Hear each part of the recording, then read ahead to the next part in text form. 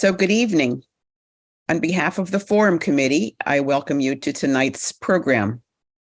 We are delighted to have with us Doug MITRE, who has been a citizen journalist for almost 20 years. He started a blog called the Weekly Sift in 2008. His first career was as a mathematician.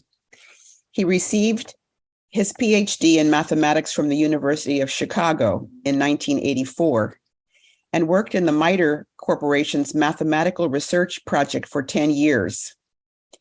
In his second career, he co-authored several books about computer software in the For Dummies series and also the Complete Reference series, and was also a contributing editor of UU World, the flagship magazine of the Unitarian Universalist Association. Now retired from gainful employment, he has let his blog become a full-time job. He lives with his wife, Deborah Bodeau, in Bedford, Massachusetts, and serves on the board of the town's local online news organization, the Bedford Citizen. So welcome, Doug, and thank you so much for joining us. Glad to be here. How's that? Is that working?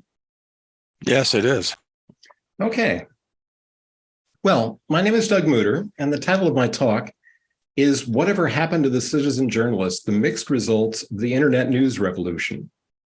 I want to thank you all for inviting me. Assembling this talk has been a great way for me to collect my thoughts as I approach the 20th anniversary of political blogging.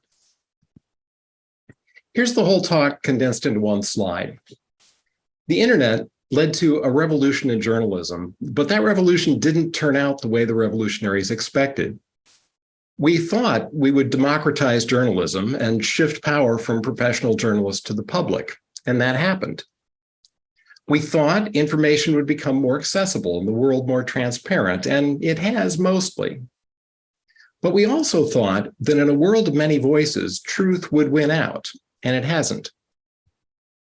So the talk falls into 7 sections. The first is where I tell you what revolution I'm talking about. Then I'll tell you a little about myself and my blog, and the Cronkite Era news model that we revolted against. Then I'll tell some stories about how I got started blogging and how that led me into the citizen journalism movement. Then for a while, I find myself competing with the big news organizations, and I'll tell you why that's not quite as crazy as it sounds.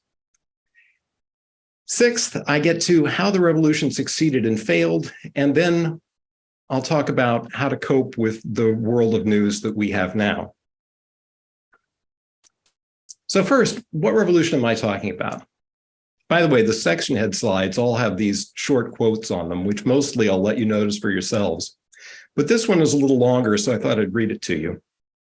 A Queen of York wrote to Charlemagne, "Those people should not be listened to who keep saying the voice of the people is the voice of God, since the riotousness of the crowd is always close to insanity." So what revolution? The citizen journalism revolution. Before the internet, news was covered almost exclusively by professional journalists. And whether or not anyone saw the reports was decided by professional editors. But today, news is also covered, analyzed, and commented on by individual bloggers, podcasters, and people on social media. What news will be seen, heard, or read is now decided by a collective process. A report can go viral without any editor's approval.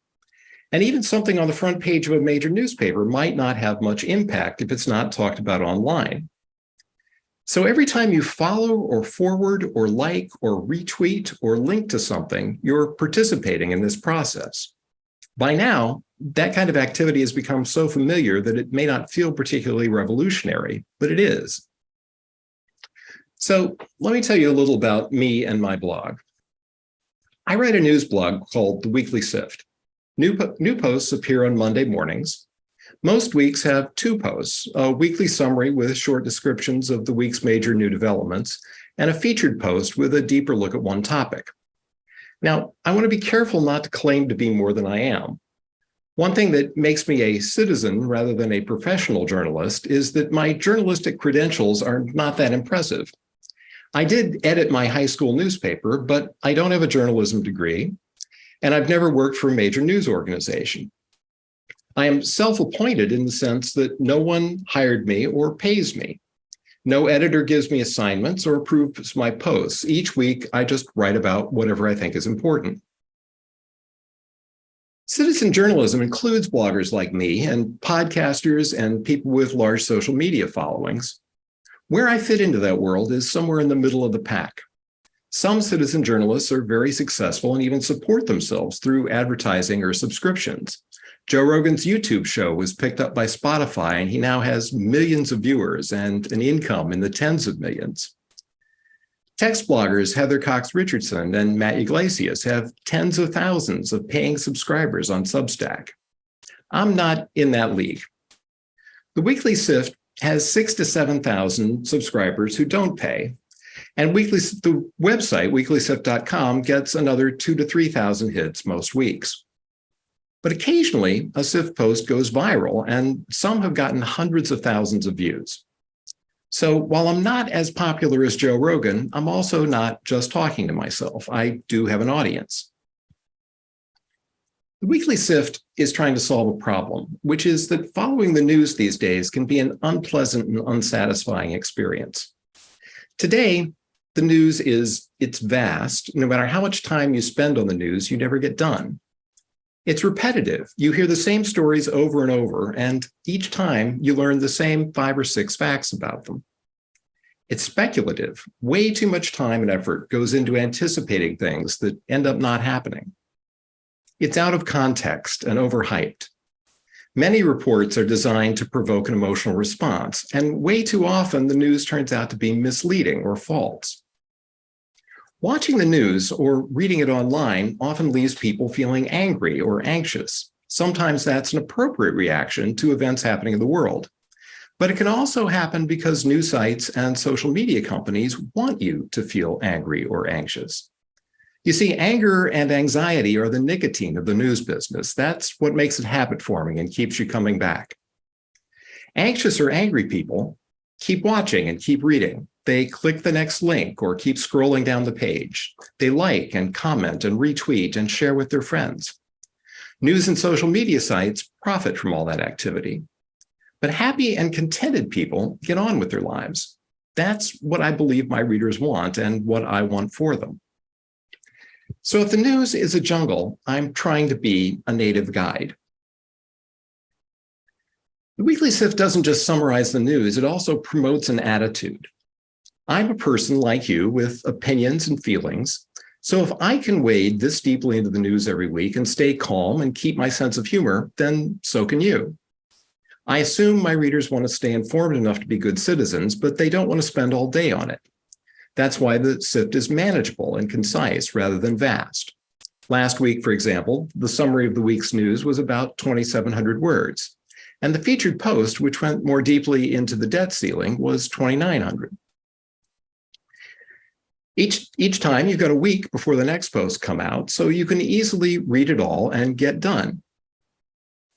Each entry in the summary can run anywhere from 1 line to 4 or 5 paragraphs. Each one comes with a carefully curated set of links so that if you want to drill down into that topic more deeply or see the original sources it's based on, you can.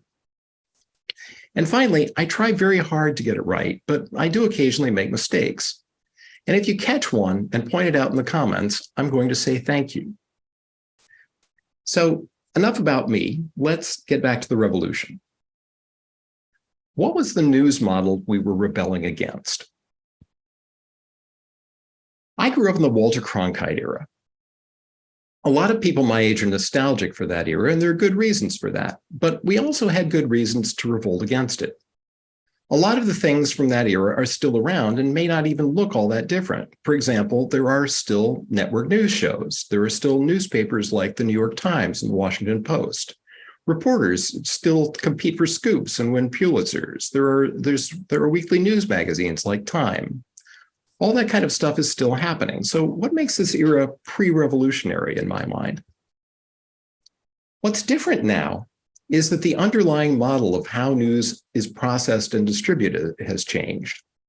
In the Cronkite era, newsmakers, journalists, and the public are three very different roles. And the news flows in only one direction, from newsmakers to journalists to the public. Being in the middle makes the journalist powerful. Without journalists, newsmakers can't get their message out, and the public can't find out what's happening. Here's an example of that news model in action. President Johnson is holding a news conference in the Oval Office. Johnson is the newsmaker, the journalists ask him questions, and the public is not there. Now, I want to hammer on this point a little because it's important. It's not just that the public isn't in the picture. They're also not present on Zoom. They won't watch the YouTube later or read the transcript on the White House website. They're really not there. The only way the public will know what Johnson says is if one of the journalists tells them.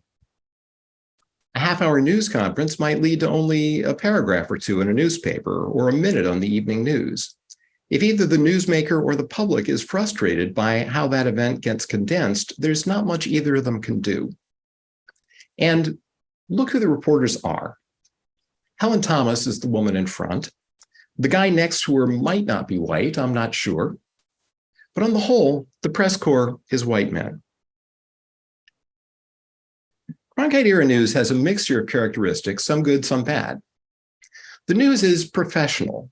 Not everyone can be a journalist. You have to be selected by a news organization. There are independent journalists, but unless their articles get picked up by editors or their books are printed by publishers, no one will see their work. But on the plus side, this arrangement allows news organizations to enforce professional standards. The news is mediated in that journalists stand between newsmakers and the public. The news media is powerful. Arguably, the fourth estate, a phrase I haven't heard in years, brought down President Nixon. The news is paternalistic. Editors decide what you need to know. And the news is manageable. Now, here I want to throw in a little more detail. I grew up in Quincy, a small town in downstate Illinois. In high school, when I was starting to get interested in the news, I had access to a local newspaper, the Quincy Herald-Whig, a big city paper, the Chicago Daily News, a weekly news magazine, either Time or Newsweek, and one of the three network newscasts. They all aired at the same time, so I had to pick one. Each week, I could watch or read as much of that as interested me and get done. That's unimaginable in the internet era. Today, you never get done with the news. There's always more you could look at. And finally, Cronkite Era news was uniform. It was remarkably the same, no matter how you got it. There were only a handful of news formats, and within each format, there were only 2 or 3 competitors, CBS, NBC, ABC, or Time Newsweek, or AP UPI. All those were basically Coke Pepsi choices. They didn't really get you something different because in each format, the competitors were all targeting the same mass audience. They hired from the same talent pool, and they were influenced by each other's work. So no matter what choices you made, the news you saw was pretty much the same. But today, when you change the channel, you change the news. Tonight's lead story on MSNBC might not get mentioned at all on Fox News, and vice versa. One model for thinking about news uniformity has come to be known as the Howland spheres because it first appeared in a book Daniel Howland wrote in the 1980s about the coverage of the Vietnam War. Howland originally defined his spheres in terms of the two-party system. The sphere of consensus, the inner circle, contained the facts that the two major parties agreed on. The sphere of legitimate debate, the outer circle, included the issues where they might disagree. And the sphere of deviance, the region outside the circles, consisted of ideas that both parties rejected. But the spheres also describe how news gets packaged. An assertion in the sphere of consensus is something a reporter can just state on his own authority, like Joe Biden lives in the White House. In the sphere of legitimate debate are contentious assertions that need to be attributed to some source, like some Republicans believe Joe Biden didn't really win the 2020 election. In the sphere of deviance are wacko points of view that a reporter can just ignore. Like, secretly, Donald Trump is still president. That was a popular rumor in QAnon circles in the first half of 2021, Trump was still secretly in power and would be restored publicly any day now. But major news organizations never discussed that opinion because they considered it deviant. Now, to a large extent, we have all internalized these spheres, so it can sound jarring if a news reporter places an item in the wrong one, like, according to informed sources inside the Vatican, the Pope is Catholic.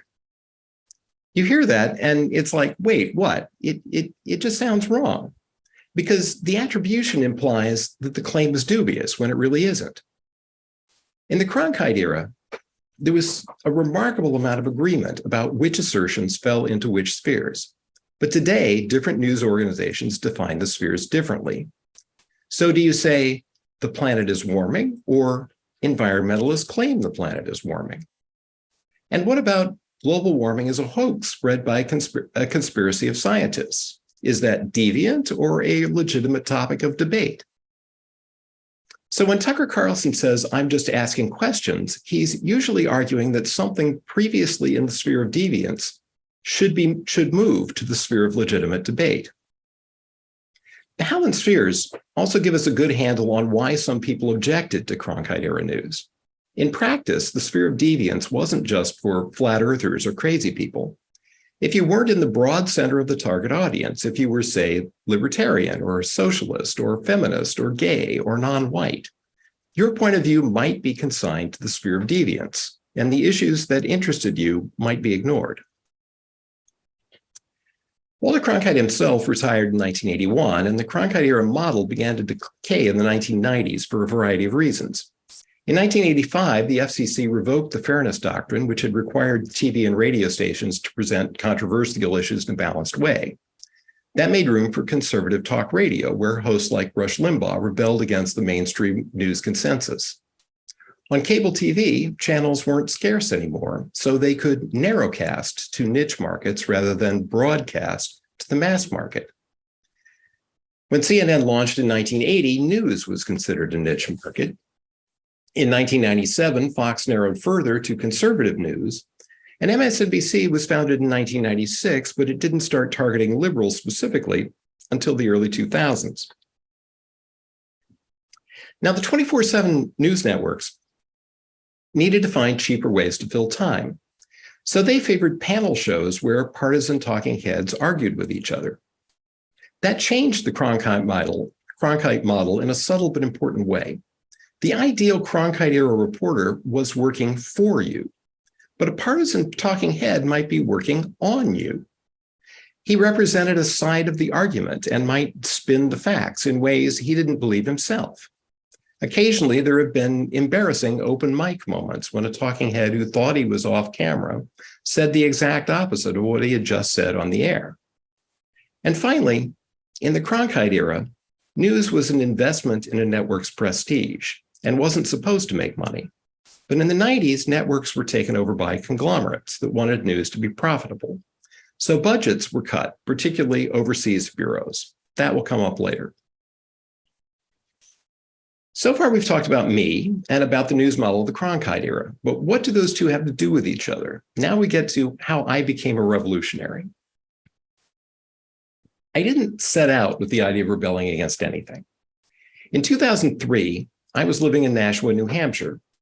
Because New Hampshire was such a small state with such an important presidential primary, big-name politicians would compete for the attention of fairly small groups of voters, especially early in the campaign. One morning, for example, I rolled out of bed, walked 2 blocks to Main Street, where a local law firm was holding a breakfast for John Edwards, the senator who later became John Kerry's running mate. No one in that room knew me from Adam, but they gave me a cup of coffee and a muffin and sat me down at a conference table about 8 feet from Edwards. I got to ask him whatever I wanted. And I thought, this is amazing. My friends in other states need to hear about this. So I hatched the idea of taking my friends on a vicarious journey. I would see as many presidential candidates as I could and email out my reports. I started in April when John Kerry came to the public library in Peterborough. Now, before I go on, I need to do an aside on stump speeches. A typical New Hampshire stump speech is a talk a candidate gives before opening the floor to questions. A good one is basically the opening statement for a job interview. It tells curious but undecided voters exactly what they need to know: who the candidate is, why the candidate should be president, what the candidate wants to do as president, and how he or she is the same or different from the current president. So this is a picture I took that day. Kerry had a good, meaty stump speech, and we asked him some hard questions, which he took seriously. But in his speech, he also made a quip about regime change in Washington, which the crowd didn't really react to, and I thought was a throwaway line. In the 1,300 words I wrote to my friends, I didn't mention it. And then I got to see how the professionals covered the speech. The quip was the only thing they cared about. I didn't save any of the articles, but I found this in the LA Times online archive. Kerry accuses GOP of fake patriotism in flap. You see, Republican congressmen somehow heard about the quip and fired back that it was unpatriotic.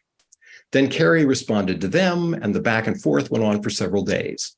It was the only part of the Peterborough speech I ever saw mentioned. I thought that was weird, but I continued my project and went to see Howard Dean.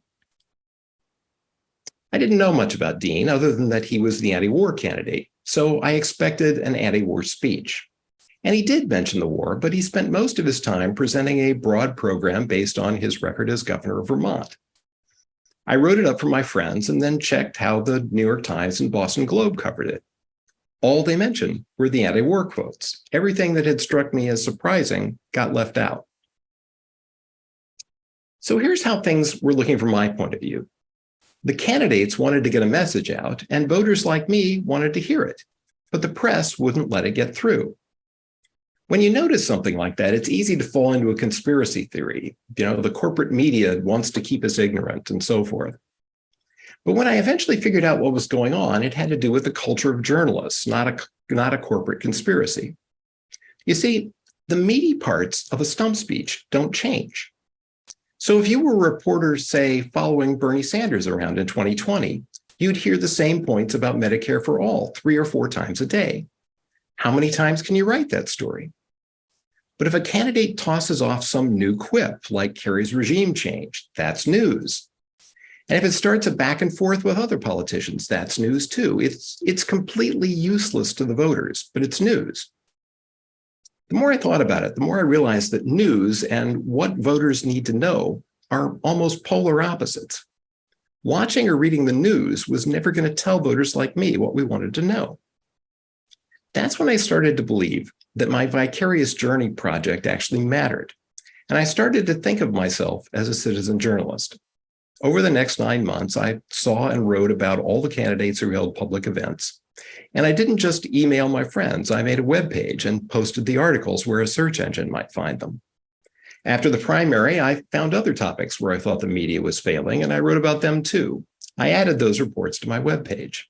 In 2006, that web page became a blog, and in 2008, I started the Weekly Sift. So suddenly I'm one person competing with huge news organizations, which sounded crazy even to me. How could that possibly work? An incident late in the primary campaign gave me a hint. A few months before the primary, General Wesley Clark started to emerge as another anti-war candidate. But opposition researchers found some quotes from testimony he had given to the House Armed Services Committee in 2002, which made it sound like he had supported invading Iraq then. And that made his opposition to it now sound opportunistic. When the media published the quotes, Clark said they'd been taken out of context, and the media reported his response and left it there. You see this "we'll have to leave it there" coverage quite a bit. Biden says it's sunny, Trump says it's raining, and we'll have to leave it there.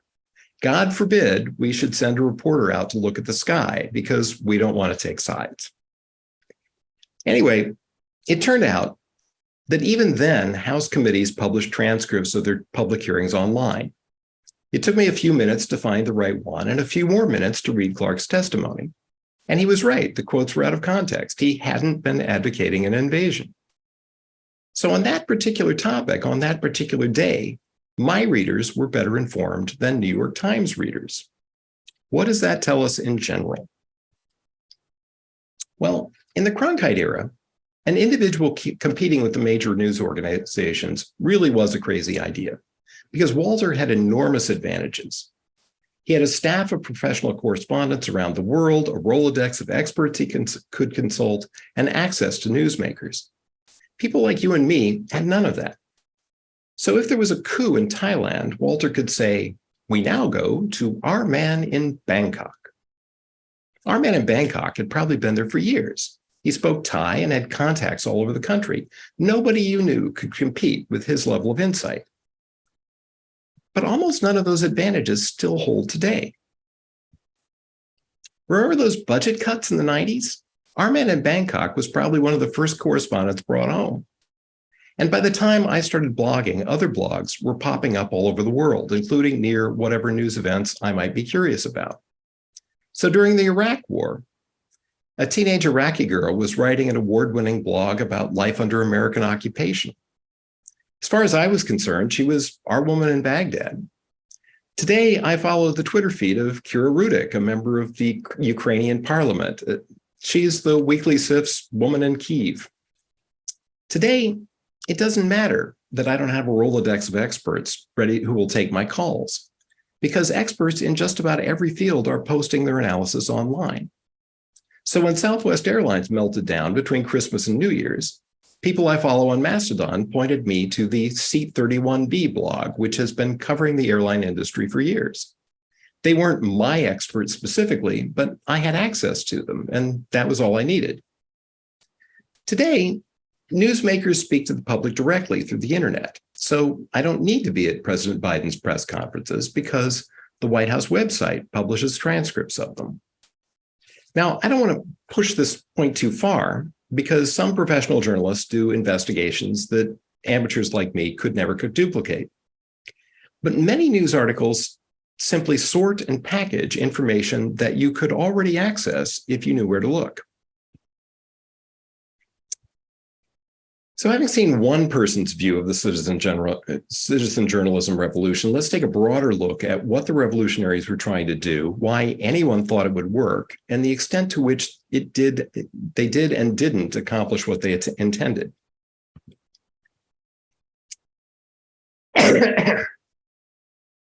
You can't really understand the citizen journalism movement without putting it in the larger context of internet idealism or utopianism. The internet eliminated all sorts of bottlenecks. It made previously costly things like publishing almost free, and it connected people who previously had been hard to organize. So the word got out that, like the printing press, the internet was going to change everything and upset all sorts of power structures. If you were inclined to optimism, you could imagine the whole world being remade for the better. Citizen journalism inherited idealistic visions from earlier internet movements, especially open source software. One key notion in those movements was the gift culture. As Wikipedia puts it, in a gift culture, valuables are not sold, but rather given without explicit agreement for immediate or future rewards.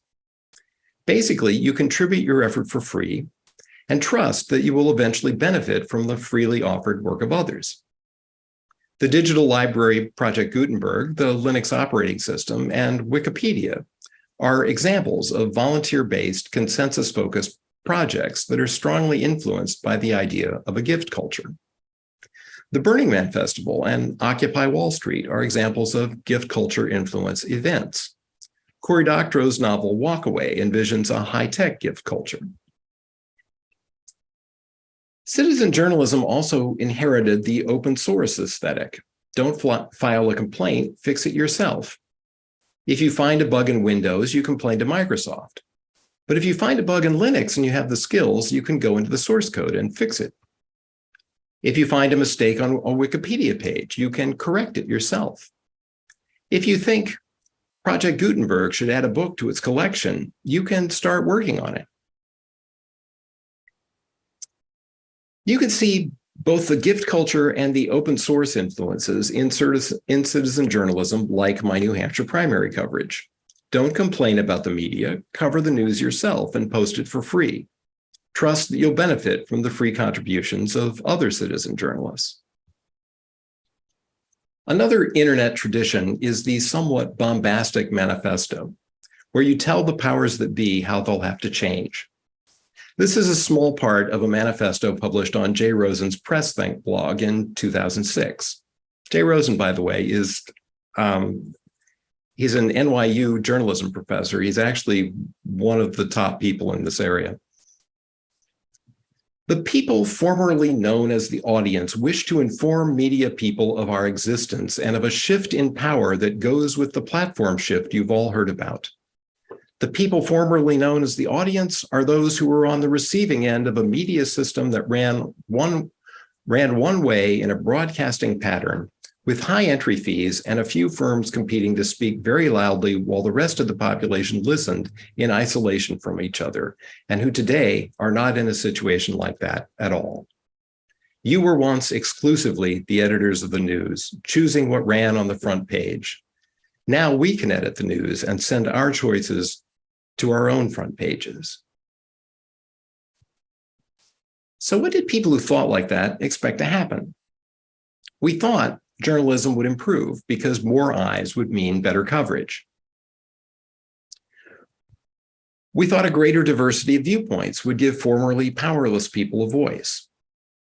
We thought that people would get the information they wanted rather than what journalists wanted to tell them. And we thought that truth would win out over divergent or insane points of view, just like it does on Wikipedia. And sometimes things worked out that way. Think about how the George Floyd murder got covered. No professional journalists were present during that event, and the initial police report was false. But ordinary people had video cameras and the ability to post what they recorded. No editors decided whether the public should see the video. Instead, hundreds of thousands of people decided to spread it through social media. And when I look back on how all that worked and compare it to how things worked decades ago, it made me wonder how many George Floyds were killed in the Cronkite era without us hearing about them. But as I told you at the beginning, lots of things haven't worked out the way we imagined. One example is the denial of the Sandy Hook massacre. When 20 school children were killed by a gunman in Newtown, Connecticut, the overwhelming majority of Americans accepted that this was a real event. But some wanted to disbelieve it for a variety of reasons. Alex Jones' InfoWars site and other alternative news sites pandered to those people. Jones told them the massacre was staged and that the children's parents were crisis actors. He assembled all sorts of pseudo-evidence to prove these contentions. And ever since, those parents have been continually hassled and even threatened by people who believe those lies. A second example is QAnon. The heart of the QAnon conspiracy theory is that the world is run by a cabal of child trafficking pedophiles. In some ways, QAnon represents the exact reverse of Sandy Hook. Rather than deny a horrible event, QAnon invents horrors for its adherents to react to. And it turns out that dystopia has a perverse appeal. I confess I should have seen that coming. Because when I was growing up, one of my relatives used to drop by every few months and spend hours trying to prove to us that she was being persecuted personally by the global communist conspiracy. After she left, we would marvel at how hard she worked to support such an unpleasant fantasy. But today, people who want to live in that kind of fantasy join QAnon and collaborate online. Now, during the Cronkite era, these kinds of conspiracy theories were relegated to the sphere of deviance, and most Americans never heard them. So what didn't we grasp about the internet's effect on news that allowed these things to happen? First, we were way too optimistic about truth winning out. It turns out that crowdsourcing doesn't converge on what is true or useful or converge at all unless the process has been designed with convergence in mind. Wikipedia's About page says, over time, Wikipedia's pages tend to become more comprehensive and balanced. Wikipedia has tested the wisdom of the crowd since 2001 and found that it succeeds. Now that works for Wikipedia because it has a well-designed process that drives people towards consensus. But nothing like that happens on the internet as a whole, quite the opposite. To the extent that there is a process at all on the internet, it's controlled by the social media companies whose interests run in the exact opposite direction. They get more clicks and sell more advertising when users are hotly contesting something, not when everyone is converging on a common view. The second thing we didn't take into account is that power corrupts. So when you shift the power in a system, you shift the corruption as well. In the Cronkite era, you were stuck with the world the media showed you because that's the way it is. Changing the channel could get you different personalities and styles, but it didn't get you different news. Today it does. Today, if you want to live in either a self-serving or dystopian fantasy world, the internet will help you find allies that will help you build and maintain it. The third thing we didn't understand was that disempowering journalists didn't just shift power to the public. It also shifted power to the newsmakers. Because public officials no longer needed journalists to get their message out, journalists don't have the leverage to make them answer difficult questions. So leaders can brazenly gaslight the public and ignore anyone who tries to debunk them. One optimistic vision of the internet's effect on the news was Dan Gilmour's 2004 book, We the Media. But in hindsight, it contains one very telling example. Dan cites the Howard Dean campaign as the first presidential campaign to make good use of the internet. But he says they missed the full effect they might have had if Dean himself had been blogging. Future candidates, Gilmour predicted, would use the new media tools to talk to voters directly. Now, I suspect Dan was picturing a 21st century version of FDR's fireside chats, something charming or comforting that would humanize the candidate and build confidence in his or her presidential stature. But when his prediction came true in 2016, it was in the form of Donald Trump's Twitter feed. So, okay, we're here. What do we do now? The biggest failing of the post-revolution news world is that we're losing truth as a social reality. Now, I want to be clear that there is still truth in the world. Things exist or they don't. Events happen or they don't happen. What we're losing is the sphere of consensus, the common truths that we can expect everyone to recognize. Once, the news media was powerful and unified enough to maintain a sphere of consensus. But today it can't, and no other institution is in a position to replace it. An authoritarian government could impose its sphere of consensus, but I don't think we want that. And when corporate bureaucracies try to define and stamp out disinformation, it feels illegitimate. Elon Musk and Mark Zuckerberg might be rich, but what gives them the right to decide what is true? This lack of social truth threatens democracy. How can we choose a common path forward if we can't agree on where we are? How can we elect our leaders if the result of any election can be disputed? In a practical sense, that famous Moynihan quote on an earlier slide isn't true anymore. All sorts of people are laying claim not just to their own opinions, but to their own facts, and that's a problem. Now, the really impressive way to end this talk would be to lay out an easy solution. If we just do these 5 things, it'll all work out. Unfortunately, I don't have that easy solution. I don't think we can just go back. I don't think we can return to the Cronkite model with journalists standing between newsmakers and the public. And I hope we've made it clear that the Cronkite era has its own problems, so there are reasons not to go back. But even if we did all want to go back, I don't see how to put that toothpaste back in the tube. I also don't believe that some abstract force of history is going to bail us out. And while lots of people have their own how to fix journalism or how to fix social media project, and many of them probably could incrementally improve what we have now, I'm not seeing any complete solution. I don't even think it would fix the world if everyone read my blog. Some of you thought I was going there, didn't you?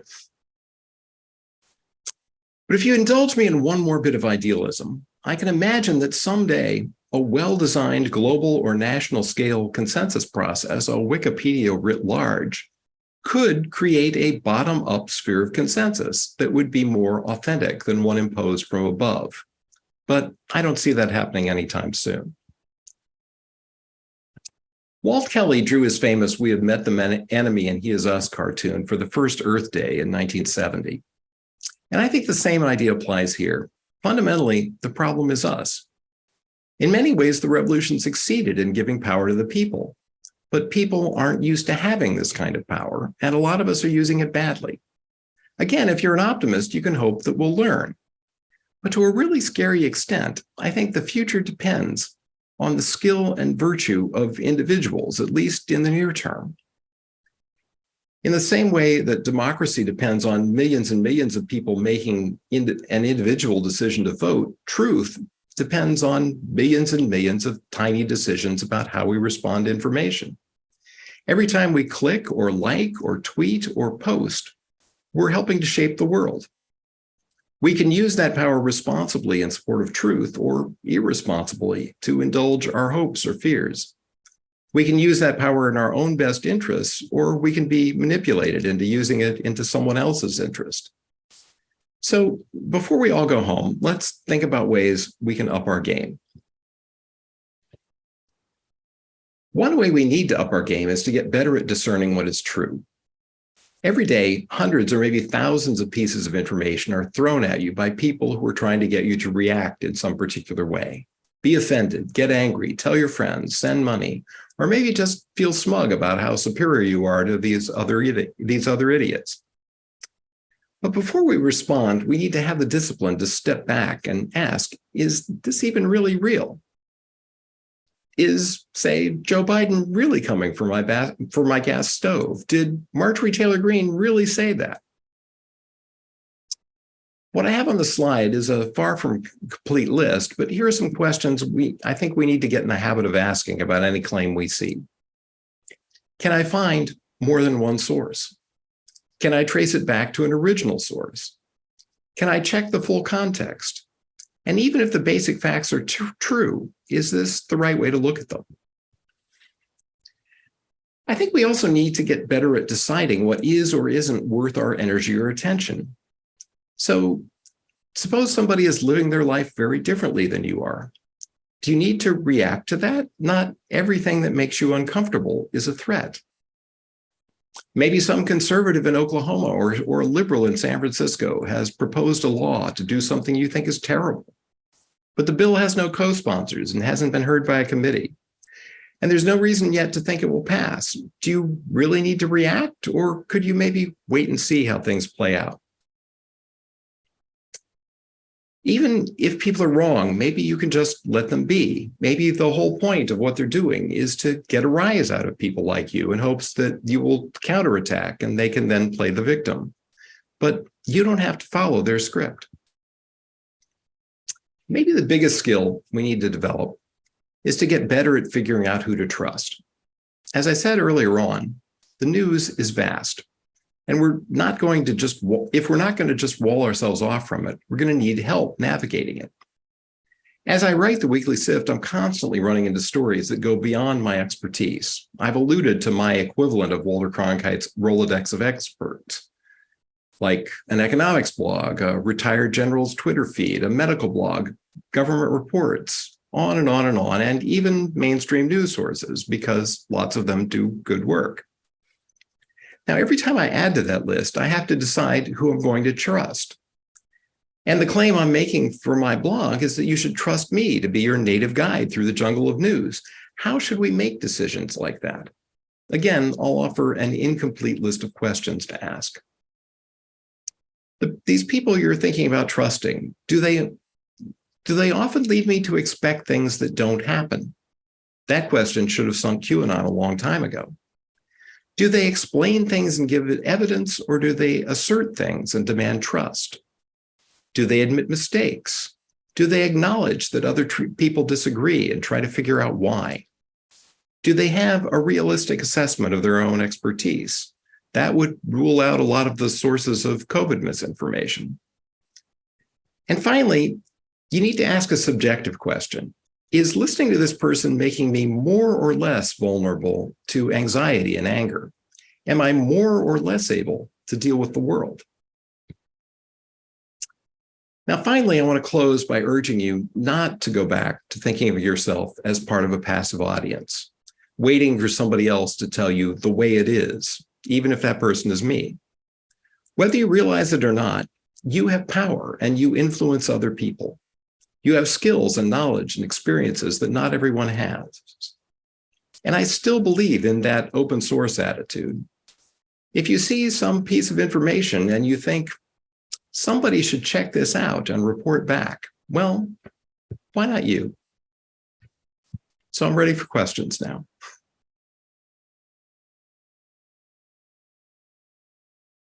Want to take down your screen, then I can see everyone Okay, and we can call on people. Oh, One more. one more. There we go. Yeah. Hello, everybody. Nice to see your faces. So who has a question or a comment that you'd like to make?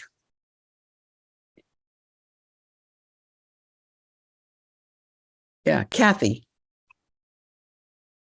You have to unmute yourself. Yeah. I'm struck by the model of newsmakers through professional journalists to the public as a one-way street, and trying to think how that fits with the attack on educators these days, professional teachers, who, if they're teaching well, are trying to teach what you did at the end, Doug, and that is teach critical thinking in their students. But by removing teachers as professionals, you do the same kind of thing as you're describing in journalism. You're turning the public into powerful individuals who can complain that they feel uncomfortable as parents or students with what's being taught and shut down on what's being taught. So that's kind of interesting to me as a former teacher. I hadn't made that connection, but yes, it is the same sort of thing that the internet in general tends to disintermediate, is the word they use. Anti-professional. Yeah. And again, it succeeds in giving power to the people, but not all the people use that power well. Good point. Someone else, Lynn? Thank you so much, Doug. I was hanging on every word. I just want to think about this a long time. We had a program here a week or so ago by an architect who suggested that at Pennswood, or even in our own lives everywhere, we made decisions through a lens that says what's good for the environment. That was his shtick and our interest. And at one point on one of the slides toward the end, you said something about what's right. Is it the right thing to do? I forget your wording, but anyway, it seems like we all have a lens, and figuring out what is the lens I'm looking through can help me make better decisions. Can you talk about that a bit? Well, I think the part you're talking about was, I was saying that we need to up our game at defending the truth and recognizing the truth. And their truth is kind of taking the place of what's right and what you were saying there. I'm not sure what your question is exactly, though. I don't know. It just, if anything came to mind about this lens that we have, and sometimes I don't even recognize the lens that I'm looking through. So I'm not sure what my question is either, unless it sparked something else you wanted to say. I might be going far afield here, but in thinking about the news, you run into the concept of framing, that there is this there are these sort of large metaphors that stories fit into. And if something is introduced to you in the wrong frame, then it can seem obvious to do the wrong thing afterwards. And so one of the things that we need to get good at is taking that step back and say, now, wait a minute, is this really the right way to look at this? I'm interested to ask the question. You said you have several thousand, was it 10,000 total readers of your blog, your Weekly Sift. Is there an interactive quality to those readers? And do you find that they inform or sometimes correct things that you hadn't seen from that particular perspective? Yes, sometimes they do. And this took a long time to develop. It was an ambition of mine for a while to get a commenting community that would interact with each other. And for a long time, posts would get like, 3 or 4 comments, and they were all trying to interact with me. But in the last few years, now often posts will get like, 10 or 20 comments, and they will be talking to each other. And occasionally, they will come up with some things that I hadn't thought of, or that I had played with the idea and hadn't fleshed it out right.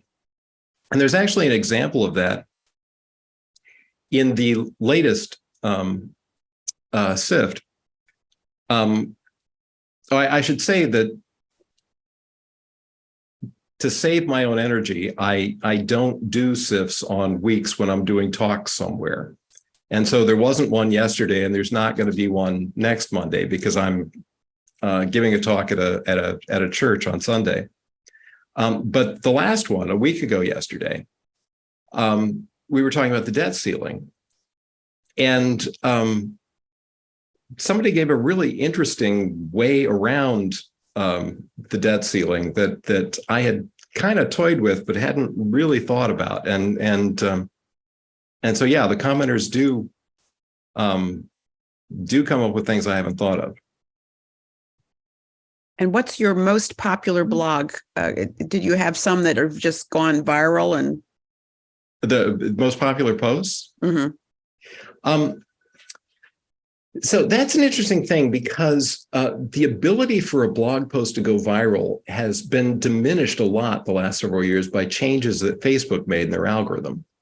So my most popular posts are from like 2014, 2015, something like that. But there are 2 of them that between them have like 1 million views. There's one, The Distress of the Privileged, which was about how if you've been privileged your whole life and then suddenly people are treating you like everyone else, you think that you're oppressed. And which is something you see all over the place. Mm-hmm. And there was another one, the other popular one was Not a Tea Party, a Confederate Party. And you can tell that that's old just by talking about the Tea Party.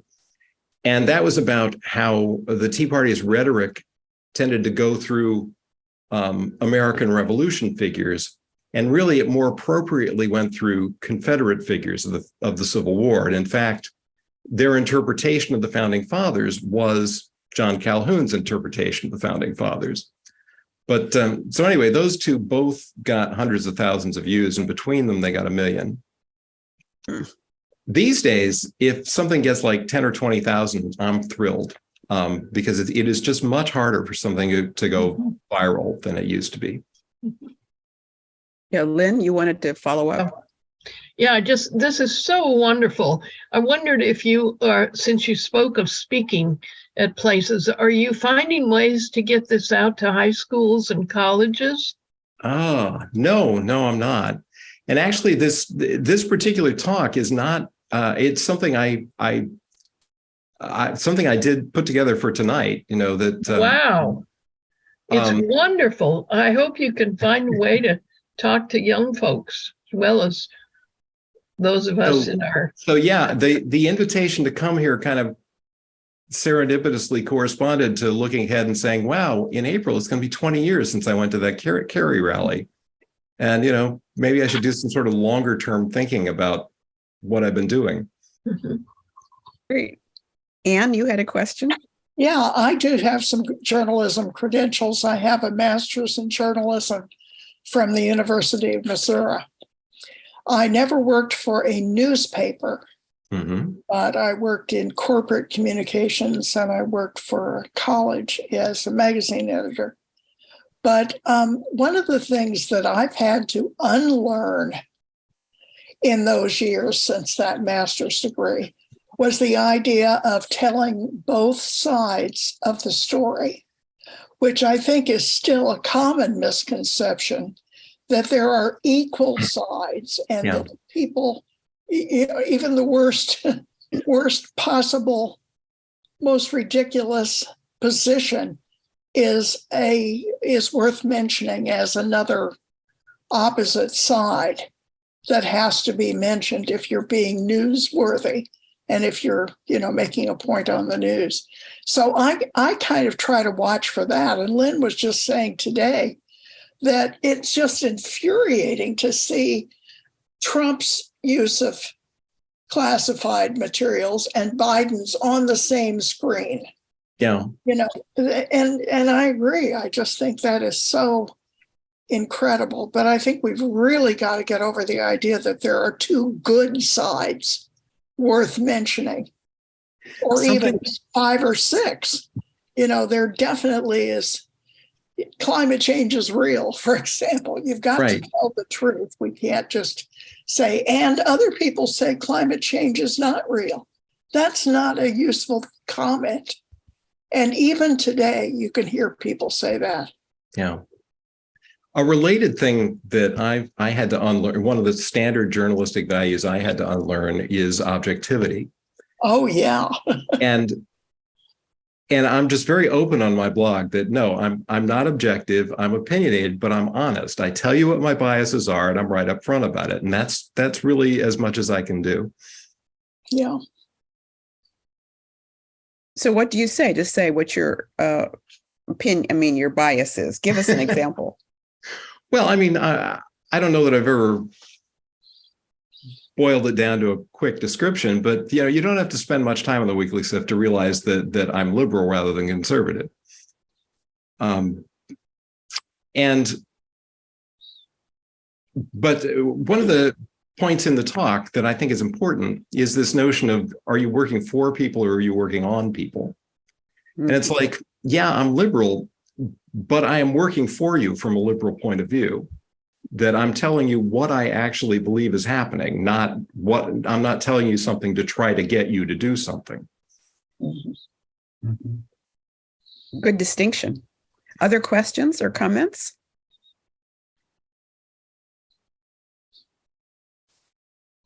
Doug, I'd like to know how, in looking for original sources of information, you are able to tell which ones you can trust. You mentioned the blogger in the Ukraine who had been blogging for many years. And we know that there are people out there who are, paid to put disinformation into the ether, as it were. And here you are working solo for the most part, and you are able to divine what is credible and what's not. Well, I don't claim that I do that perfectly, but one of the things you can do, especially for blogs, because blogs have history, you can go back through old posts. And there's a good example from very recently. I was cleaning out my bookmarks of blogs I hadn't looked at for a while. And I got into my folder of economics blogs. And there's a blog that I'd always thought of as kind of an off-center blog, but it had some useful insights in it, called Naked Capitalism. And so I just looked at it. I was looking at these things to say, do I want to keep these bookmarks? Do I want to keep coming back to these? And so I looked at it for a little bit, and I found a very surprising kind of pro-Russia post on the blog. And it was about how, the message we're getting from the media about the Ukraine war is all wrong, and that it's all actually going the way Russia wants, and that Ukraine is going to run out of this and this and that, and it's going to fall in about a month. And I thought, wow, just because something is completely orthogonal to what I've been hearing elsewhere, that doesn't mean it's wrong, And I thought, well, I'm going to look back at what this blog has been saying about Ukraine all along since the invasion. And it turns out that Ukraine has been about to fall in a month for the whole time. that at the time of the original invasion, they were predicting that it would take about a month. And ever since then, it's just rolled forward. Then in about a month, Ukraine is going to fall. And so those are the kind of things you can do when you look back at the history and apply that principle I was saying about, does this person lead you to believe things that don't happen? So in that instance, you decided that the blog itself wasn't credible because of their rolling forward this unsupportable prediction. Right. And not accounting for it. I mean, people get things wrong. I mean, like Paul Krugman was wrong about how bad inflation was going to get. But every once in a while since then, he's been revisiting that and saying, well, what did I get wrong there? How did that work? And he hasn't just blown past it and made a bunch of new predictions as if he was never wrong.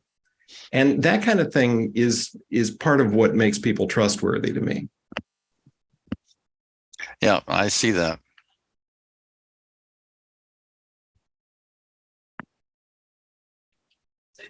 Funny story, since I mentioned Paul Krugman.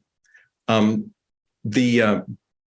I was working on the Dummies books, I was working with a brother-sister team, John and Margie Levine. And John tells the story that when he went to Yale, he was originally intending to double major in computer science and economics. But he ended up just majoring in computer science because it was so obvious that his freshman roommate was just so much better at economics than he would ever be, that maybe he just wasn't talented at this. And it turned out his freshman roommate was Paul Krugman.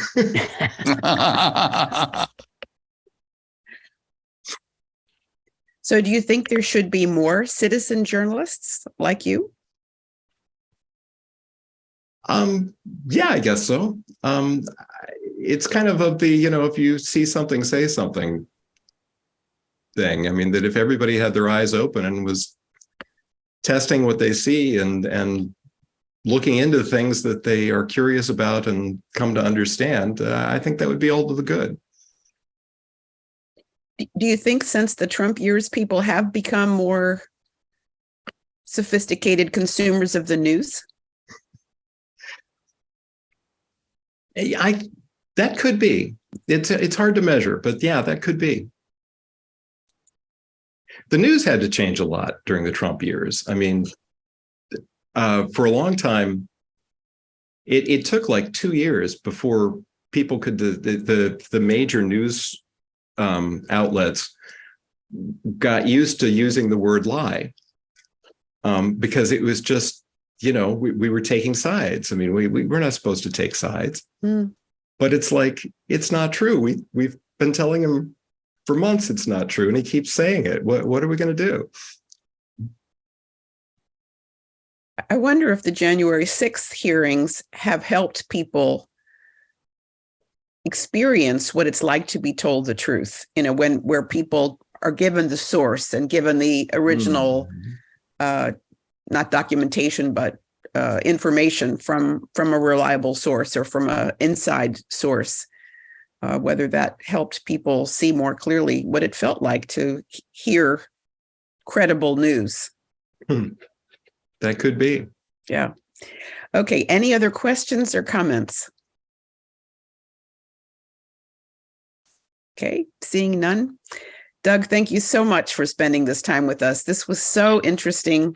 As always, you exceed expectations, and your modesty is surprising given the stature of the writing you do and the research that you do, and the fact that you're so committed and that you do this because you're really interested and passionate about the news and having people be informed, and we're grateful to you. So thank you so much for being with us tonight. Thank you. Thank you. Thank you. Thanks for having me. I've really enjoyed this. Great. Thanks a lot.